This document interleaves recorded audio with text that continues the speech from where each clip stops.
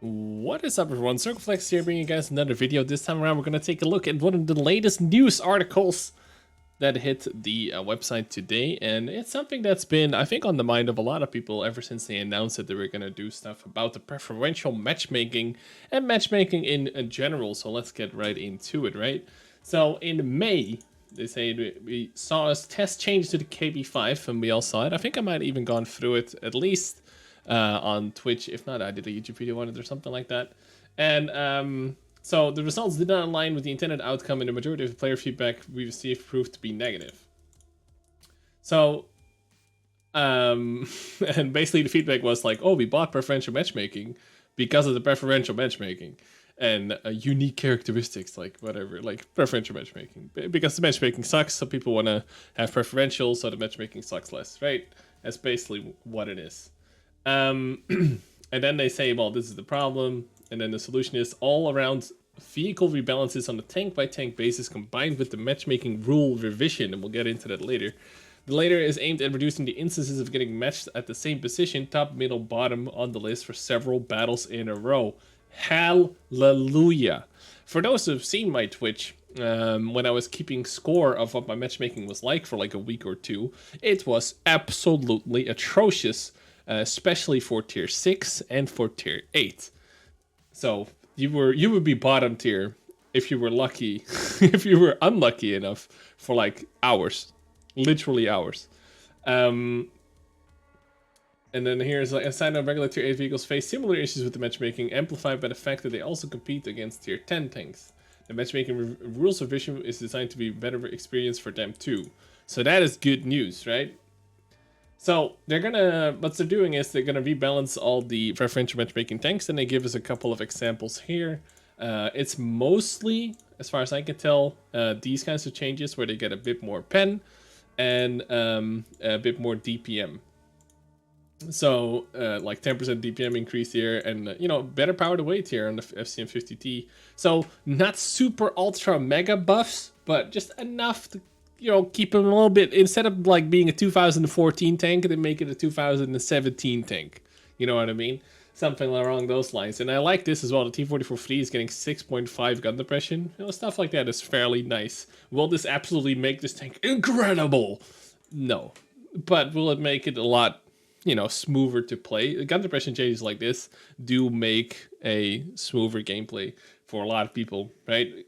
Having to keep less count of where your gun is and how much you can depress and stuff, it makes it easier. I'm surprised about these changes. They're buffing the Type 59 again. After, like, they've nerfed it 5 times, then they buffed it like 3 or 4 times. This is like the 5th buff to it or something. But whatever. And then things like the Super Rushing get a little bit of a pen buff again, and a little bit of a DPM buff, and then power to weight going up by like 2. So like minor improvements to keep it pretty much the same, just slightly better, and that's something that is all across the board. This is also a pretty nice change for an IS-6, like the aiming time going from 3.4 to 2.8. That's a pretty big buff. And then the pen goes to 182, and the premium goes to 225. So it will still kind of struggle, but at least, you can fight your own tier a little bit better. That's mostly what I'm seeing here. And this sort of stuff, like, we need to get a better look at, right? Improve frontal turret armoring up to 190 mil on the size of the gun mantle. Like, stuff like this we need to kind of check.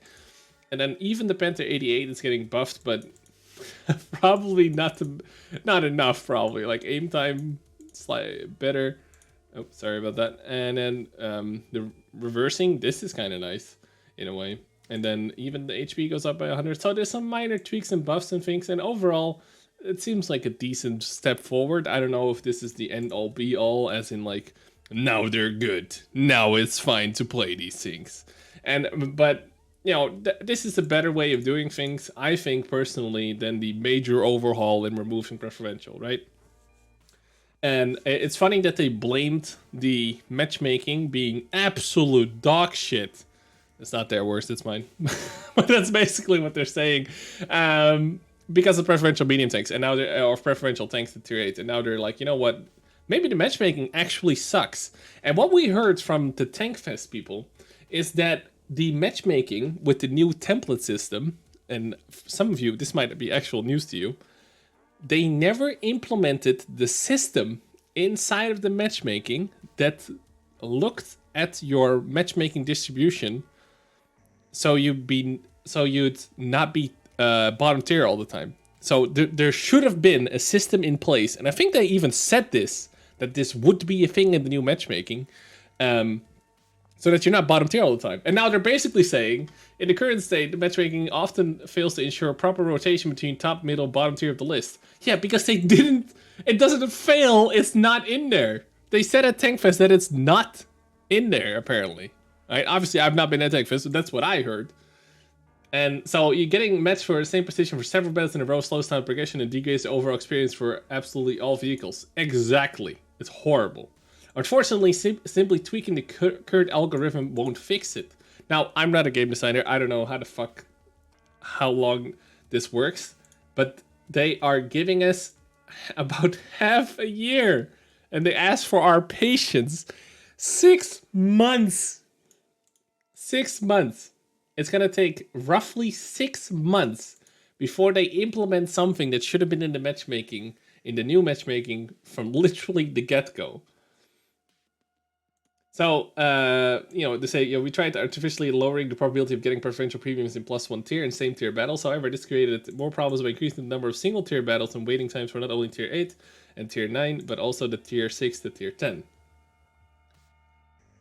So, so we're looking into redesigning the underlying matchmaking rules to improve 357, 10.5, and the 15 template distribution. This will aim to prevent cases of spending 80% of in-game time in 357 battles at the bottom of the list.